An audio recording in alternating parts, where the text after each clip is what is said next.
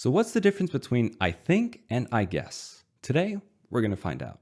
So the main difference between I think and I guess is that when we say I think, we are really putting in some effort and we have some kind of actual thought in mind. Let's take a look at some examples. Yeah, I think this weather is really, really nice today. I think you should definitely go to Italy. Hey, Dave, what do you think of my new hat? Now, when we use the phrase I guess, we don't really have any certainty. We don't really know, and we're really unsure of the situation. So let's take a look at some examples. Oh, your new hat? I guess it's nice. I don't know what to do today for lunch. I guess I'll have pizza. Wait, you can't come? Okay, I guess I'll go alone. And just to make it really clear, let's compare them side by side. Hey, Dave, what do you think of my new hat? Yeah, I think it's great. It's okay, I guess.